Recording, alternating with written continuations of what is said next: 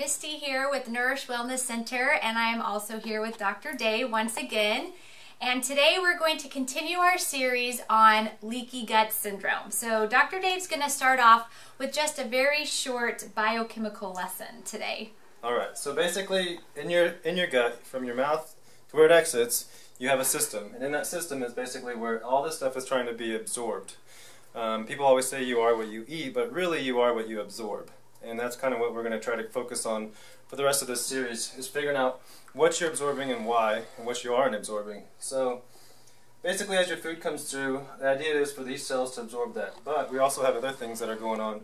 You have stress, we have toxins, we have anywhere from 80 to 200,000 chemicals that didn't exist in 1955. So we are dealing with stuff that we never had to deal with before, and we are dealing with way more diseases than we ever had before. And I believe this is a big reason why. You have drugs, antibiotics, overuse of antibiotics, you have all kinds of other chemicals that are being put into your body, and then basically the immune system is what's paying the price because your gut is being affected. So eventually as this happens, these cells break down, they die, and then some of that food that's supposed to be passing and being absorbed actually gets into your bloodstream. So as it gets there, you basically you have an immune response. So your body produces your antibodies, your T helper cells, all these other things to try to deal with that. Well, the same thing happens when you eat those foods again. You have an immune response. That's when you have the histamines and all this other stuff that goes on. So basically that's what's happening in a nutshell, is your body is reacting to something that it shouldn't because of damage that's done to your mucosal lining. And I'm going to let Misty kind of explain a little bit more about that. Okay, so we're going to try to make this real simple. Last video we talked about what leaky gut is, and in a nutshell it is when the GI tract becomes inflamed, right? So today we're going to discuss how that happens and who it affects. So let's start with how. He already discussed a lot of those. He said, I heard some great things. He said drugs, so prescription drugs, antibiotics, even over-the-counters, especially NSAIDs, which would be your ibuprofen, your pain relievers. Tylenol is another one that will really cause gut inflammation. And we always want to start though with the very basics. So as my job is really to focus on what I call hole to hole, because we start here and we end down there, and I focus on everything in between. And so the first thing we look at is diet. And then we look at digestion. Remember Dr. Dave saying you are what you absorb? Well, I'm going to say as an enzyme therapist, you are what you digest, because when you digest, you absorb. So he's right and I'm right. We're both right. We're both winners. Woohoo! Right?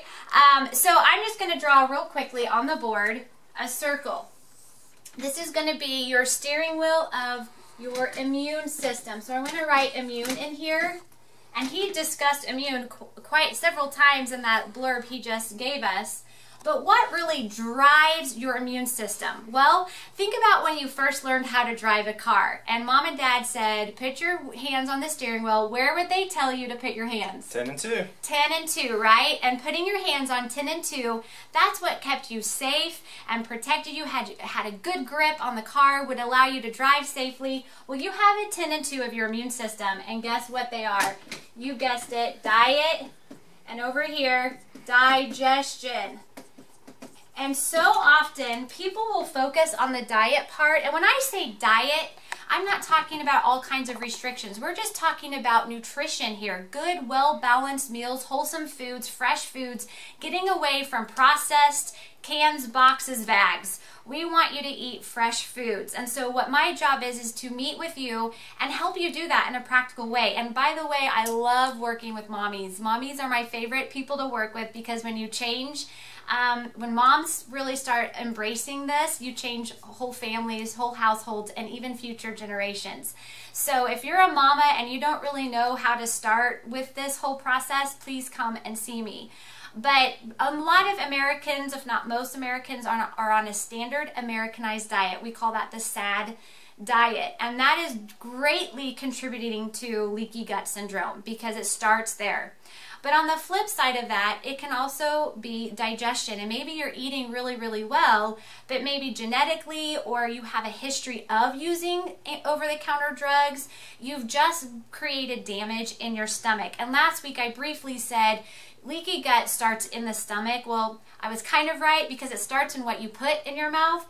But after that, yes, it does start in the stomach. And a lot of times those drugs will create terrible damage in the stomach lining.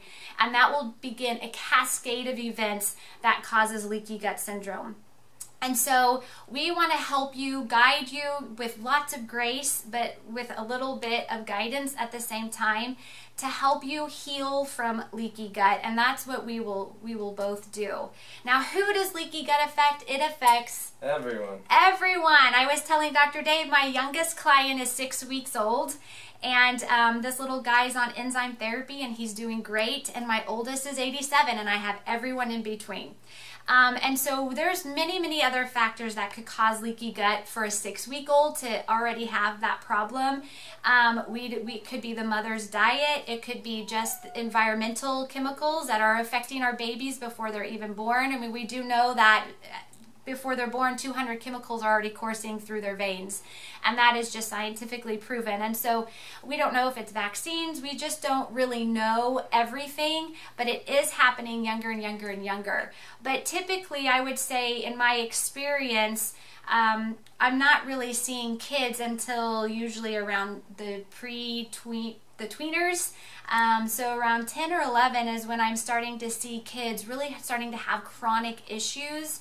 And that's generalizing here. Of course, it can happen much earlier. But so we answered your questions. We will answer more.